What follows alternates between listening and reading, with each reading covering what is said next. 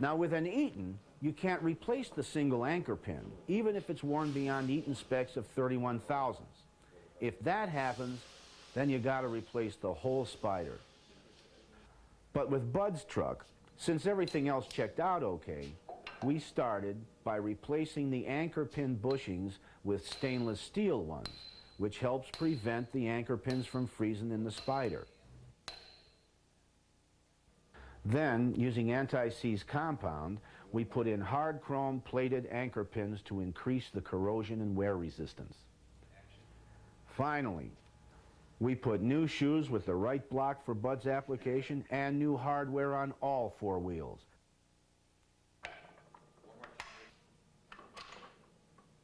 And that did the trick, because on the road test, those brakes worked smooth as silk.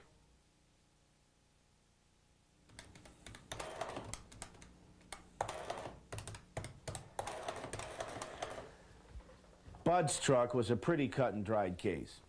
But even with something as easy as replacing shoes, you gotta dig deeper, because they're usually not the whole problem. And when the shoes and the lining look okay, then you really gotta play detective to figure out where the trouble is.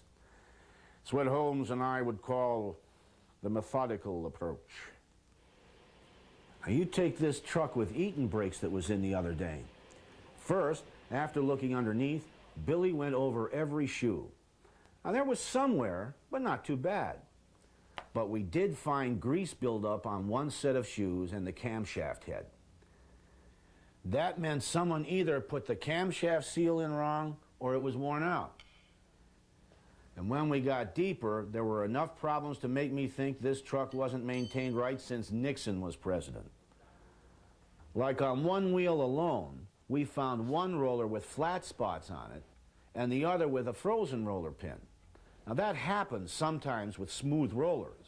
They don't seem to last as long as the diamond knurled type, which gives better grip and saves wear on your camshaft.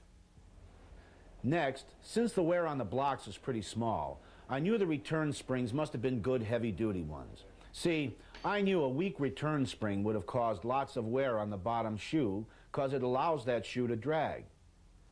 Then we got the shoes off and scoped out the cam to see how much wear had been caused by the roller sliding instead of a positive rolling action.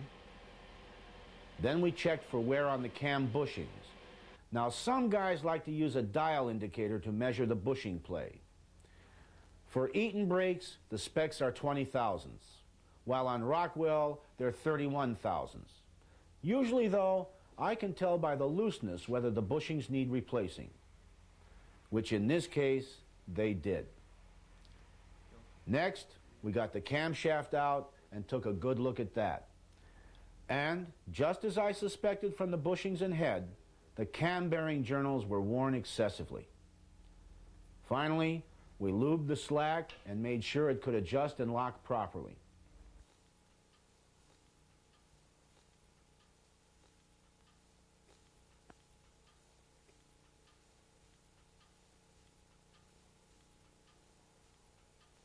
All in all, to get that Eaton job back on the road, we needed a cam repair kit and a new camshaft. Now, we used the kit to replace the bushings and the cam seal, making sure it was put in the right way this time.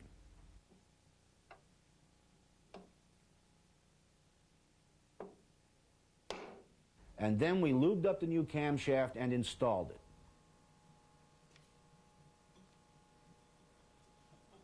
Then we put the lube slack back on and got the shoes back into place.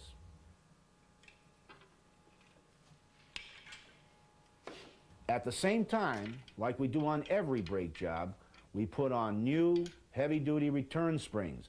That's because there's no real way to check them for wear. So you might as well play it safe and protect your labor and your customers' downtime, right?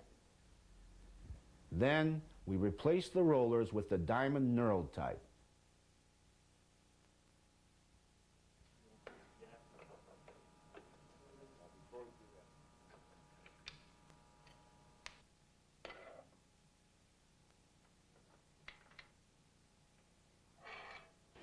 fine-tune the slack adjustments by tightening, backing off 1/2 to 3/4 of a turn, then checking it with a pry bar.